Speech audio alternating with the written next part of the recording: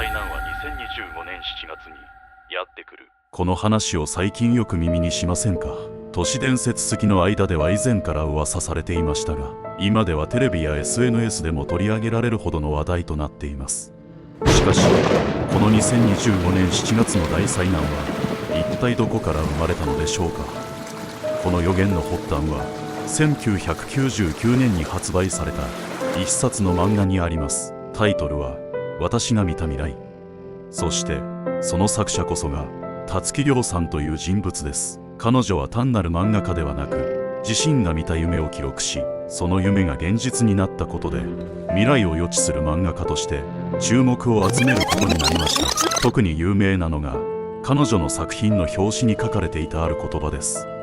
大災害は2011年3月。この言葉が2011年3月11日に発生した東日本大震災を的中させたとされ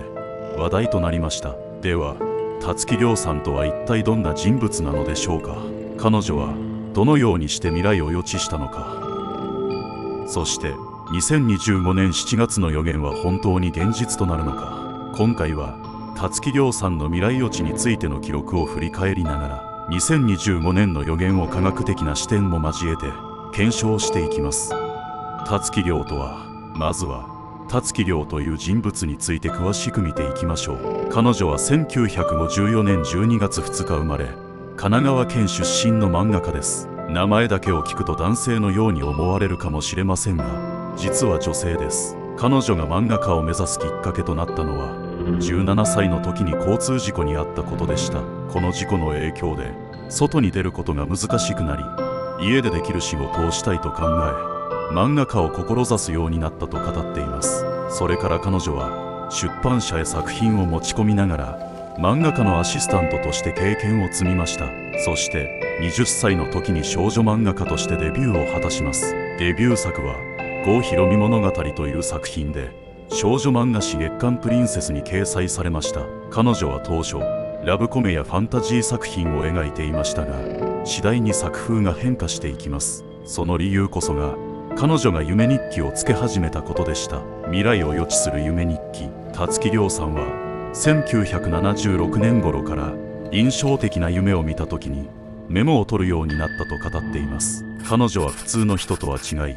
一度見た印象的な夢を忘れることがないと言います。最初は簡単なメモ書き程度でしたが、1985年に母親から白いノートをもらったことで本格的に夢の記録を始めました。このノートには彼女が見た未来に関する夢が詳細に記録されていました。そして驚くことに、そこに書かれた出来事のいくつかが後に現実のものとなっていったのです。1999年に出版された私が見た未来。辰木亮さんはそれまでに記録していた夢日記の内容をもとに私が見た未来という漫画を出版しました。この漫画は1994年から1998年にかけて雑誌に掲載された短編作品をまとめたものですが、ただのオカルト系作品集ではありませんでした。この本が後に伝説となる理由は作品の内容そのものではなく、表紙に記されていたある一文にありました。それは大災害は2011年3月。この言葉は出版当初は特に注目されることはありませんでした。しかし2011年3月11日、東日本大震災が発生したことで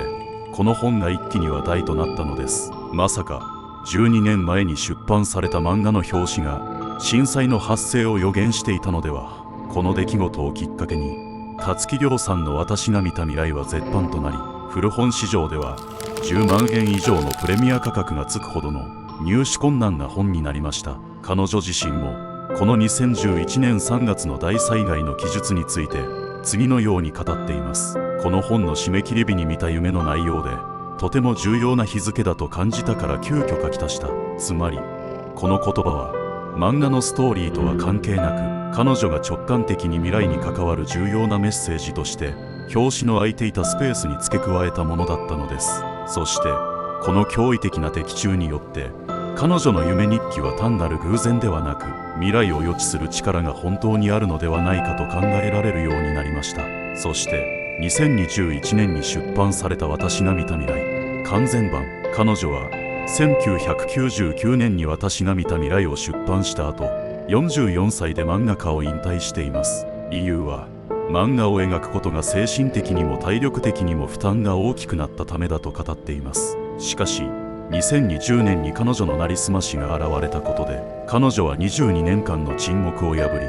漫画家として復帰することになりました。そして2021年に出版されたのが私が見た未来完全版です。この完全版には過去の予言に加えて新たな予言が記されていました。その中で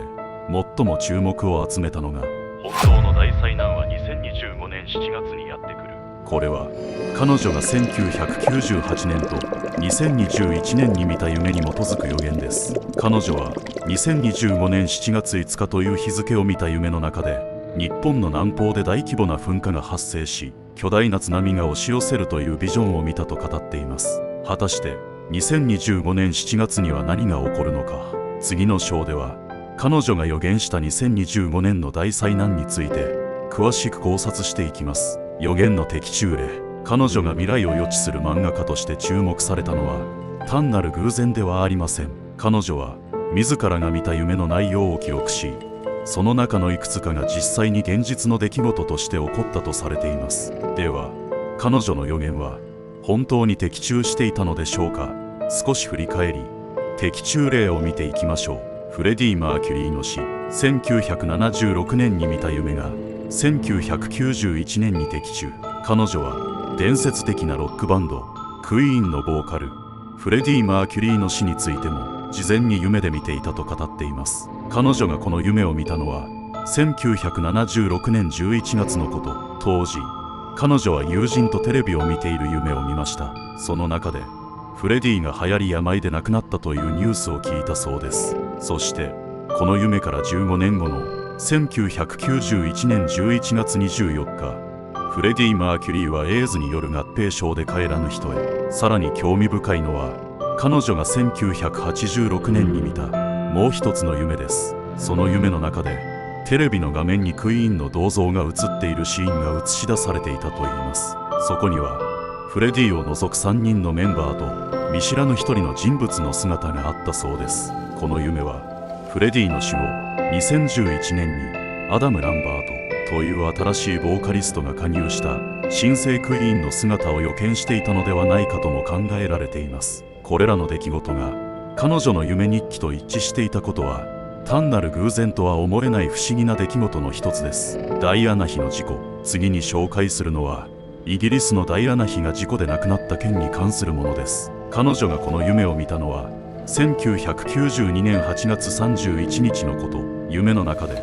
彼女は次のような光景を見たといいます。城の中で赤ちゃんを抱いた女性の姿、ダーと呼ぶ年配の女性の声、車の映像がちらつく。そしてこの夢からちょうど5年後の1997年8月31日、ダイアナ妃がパリで交通事故に遭い死亡しました。さらに事故当時ダイアナ妃が妊娠していた可能性があると噂されており、夢の中に出てきた赤ちゃんはそのことを示唆していたのではないかとも考えられます。彼女自身は夢の中ではダイアナ妃が亡くなるイメージはなかったと語っているものの、夢を見た日付と事故が起きた日付が完全に一致している点が非常に興味深いポイントとなっています。阪神・淡路大震災の予言。阪神・淡路大震災は1995年1月17日に発生したマグニチュード 7.3 の大地震です。この震災に関しても彼女は発生の15日前となる1995年1月2日に不思議な夢を見たと語っています。その夢の内容は赤い大地に2つの大きな亀裂が入っている光景だったそうです。この赤い大地という表現は地震による火災や倒壊の影響で荒れ果てた街の様子を示しているのではないかと考えられます。また夢の中でまだ今はダメよ、5年後ねという女性の声を聞いたとも語っています。彼女はこの5年後というメッセージが何を意味していたのか当時は分かりませんでした。しかし後になってこれは未来の大災害を予見する能力が阪神・淡路大震災によって覚醒したという暗示ではなかったかと考えるようになったそうです。スマートフォンの普及を予見。彼女は未来の技術についても予見しています。1983年に出版された彼女の作品短編小さな殻の中には2016年の日本の未来を描いたシーンが登場します。その中で少年がスマートフォンのようなデバイスを操作している描写があるのです。当時はまだ携帯電話すら普及しておらず、スマートフォンなど想像もつかない時代でした。しかし彼女の作品にはまるで現代のスマホを思わせるデバイスが描かれていたのです。これが単なる偶然なのか、それとも彼女の未来を見る力によるものなのか、それは皆さんの判断に委ねたいと思います。ではここから真実に迫ります。2025年7月5日の予言とは、彼女が2021年に見た夢により2025年7月5日に何か重大な災害が起こるのではないかという予言が話題となっています。彼女が見た夢の内容を要約すると次のようになります。日本南方の海底で大規模な噴火が発生する。その影響で50メートル級の巨大津波が発生し、日本の太平洋沿岸を襲う。香港、台湾、フィリピンまでが地続きになるほどの地殻変動が起こる。これがもし現実となれば、日本は壊滅的な被害を受けることになります。しかし本当にこのようなことが起こる可能性はあるのでしょうか。今回は彼女の予言を科学的に検証し、2025年7月5日に何が起こり得るのかを考えていきます。彼女が見た夢の詳細。辰木亮さんがこの夢を最初に見たのは1998年のインド旅行中だったといいます。彼女は日本列島の南に位置する太平洋の海水が盛り上がっているような光景を夢の中で見ました。しかしその時点では日付も場所もはっきりとは分かっていませんでした。それから時が経ち、2021年7月5日午前4時18分、彼女は再び同じ夢を見たといいます。この時彼女は明確に2025年7月5日という日付が夢の中に浮かんでいたと語っています。彼女がこの時見たビジョンは次のようなものでした。日本南方の海底で大規模な噴火が発生。夢の中では日本の南にある海底で突如として大規模な噴火が発生する光景が映し出されていたといいます。海底から巨大な煙が立ち上り、海水が沸騰するように泡立っていたそうです。この描写は海底火山の噴火を示している可能性があります。実際日本周辺の海底には多数の火山が存在しており、過去にも大規模な海底噴火が起きたことがあります。50メートル級の巨大津波が発生し、日本の太平洋沿岸を襲う。海底噴火が引き金となり、巨大津波が発生するという映像も彼女の夢には含まれていました。その津波は50メートル級の高さに達し、太平洋沿岸の都市を次々と飲み込んでいったといいます。50メートルという津波の高さは東日本大震災2011年の津波よりもはるかに大きいものです。このような規模の津波が発生すれば、日本の沿岸部の都市はほぼ壊滅することになります。香港、台湾、フィリピンまでが地続きになるほどの地殻変動。さらに彼女の夢では津波の影響だけでなく地殻変動が発生する光景も描かれていました。彼女は夢の中で次のような異変を目にしたといいます。フィリピンと台湾、香港がまるで陸続きになったように見えた。日本列島の太平洋側が半分津波に飲み込まれていた。つまりこの夢が示唆しているのは単なる津波ではなく、大規模なプレート変動による地形の変化が起こるということです。ではこの予言は現実的に起こり得るのでしょうか。次に科学的な視点からこの現象を分析していきます。科学的な検証。南海トラフ地震との関連性。日本で最も懸念されている巨大地震の一つが南海トラフ地震です。南海トラフとは静岡県沖から九州沖にかけて広がる海溝プレートの境界のことを指します。この地域では約100年から150年ごとに超巨大地震が発生しており、前回発生したのは1946年の昭和南海地震、マグニチュード 8.0 です。つまり現在は次の南海トラフ地震がいつ発生してもおかしくないと言われています。南海トラフ地震が発生した場合、最大30メートル級の津波が沿岸を襲う可能性があると予測されています。もしこれが彼女の予言と関連しているのであれば、50メートル級の津波も決してありえない話ではありません。また南海トラフ地震が発生すると連動して他の地震や火山噴火を誘発する可能性もあります。これが彼女の予言した海底噴火と関係している可能性も考えられます。フィリピン海プレートの活動。次に彼女の夢に登場した日本の南方の海底噴火について考えてみましょう。日本の南方にはフィリピン海プレートと呼ばれるプレートが存在しています。このプレートは年間約4センチの速度で北西に移動しており、日本列島の下に沈み込んでいるのです。この動きが影響し、過去にもフィリピン海プレート上で大規模な地震や火山噴火が発生しています。例えば近年では次のような噴火が発生しています。2013年に篠島・小笠原諸島の海底火山噴火、2021年福徳岡ノ城・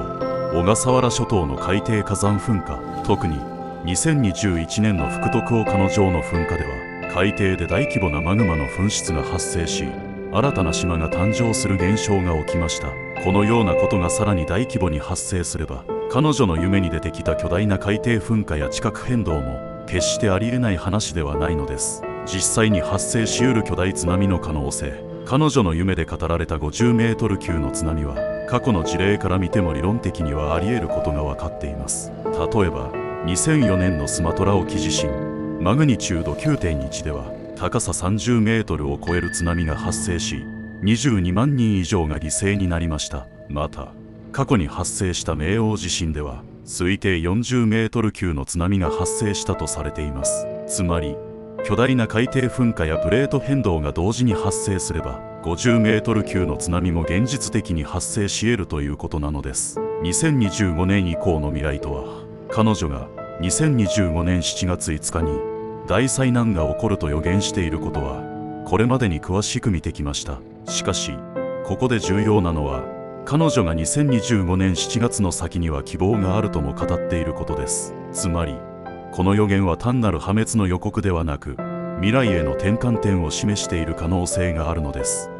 心の時代の到来とは、彼女は2025年以降、物質的な価値観よりも精神的な価値観が重視される時代が来ると述べています。これは彼女が心の時代と呼んでいるものです。心の時代とは何を意味するのでしょうか。現代社会は長い間物質的な豊かさを追求することが重視されてきました。経済成長、技術の発展、便利な暮らし、私たちはこれまでより多くのものを持ち、より快適な生活をすることを目指してきました。しかしその一方で心の問題を抱える人が増えているのも事実です。ストレス、孤独、精神的な不安、物質的に豊かになったはずの社会で多くの人が満たされない感覚を抱えています。彼女が言う心の時代とは、こうした状況を超えて物の豊かさではなく、心の豊かさが大切にされる時代がやってくるということを示しているのかもしれません。では2025年の大災難が心の時代の到来とどのように関係しているのでしょうか。2025年の出来事が未来を変える。歴史を振り返ると、大きな変革は常に危機や試練とともにやってきました。例えば第二次世界大戦後、日本は焼け野原から奇跡的な復興を遂げました。人々は戦争の悲惨さを経験し、それまでの価値観を見直すことで新しい時代を築いていったのです。同じように2025年に大災害や大きな社会変動が起こった場合、それをきっかけに人々の意識や価値観が大きく変わる可能性があるのです。彼女は未来は変えられるとも語っています。つまり2025年の出来事をどう受け止め、どのように行動するかによって私たちはより良い未来を築くことができるかもしれません。それでは日本の未来はどのようになっていくのでしょうか。彼女の予言をポジティブに捉えるなら、2025年以降、日本は新しい時代を迎えるとも考えられます。ではどのような変化が起こる可能性があるのでしょうか。精神的な価値観の重視、物質的な豊かさよりも精神的な豊かさが重要視される。お金や物ではなく、人とのつながりや心の充実が大切になる。環境や自然との共存、大災害を経て自然の力を尊重し、環境を守る意識が高まる。持続可能な社会を目指し、新しいライフスタイルが広がる。地域社会の活性化、これまで都会中心だった価値観が変わり、地方での暮らしが見直される。コミュニティのつながりを大切にする動きが強まる。これらの変化が実際に起こるかどうかは分かりません。しかし2025年の出来事が未来を変えるきっかけになる可能性は十分にあります。ここまで辰木亮さんの予言について詳しく見てきました。彼女の夢日記にはこれまでにも数々の出来事が的中してきた記録があります。そして2025年7月5日についても彼女は本当の大災難がやってくると警告しています。しかし大切なのはこの予言をどう受け止めるかです。予言を聞くと不安になったり恐怖を感じたりする人も多いでしょう。しかし彼女が言うように未来は決まっているものではなく私たちの行動によって変えられるものです。この予言を単なる恐怖のメッセージとして受け取るのではなく未来に備えるための警告として活用することが重要ではないでしょうか。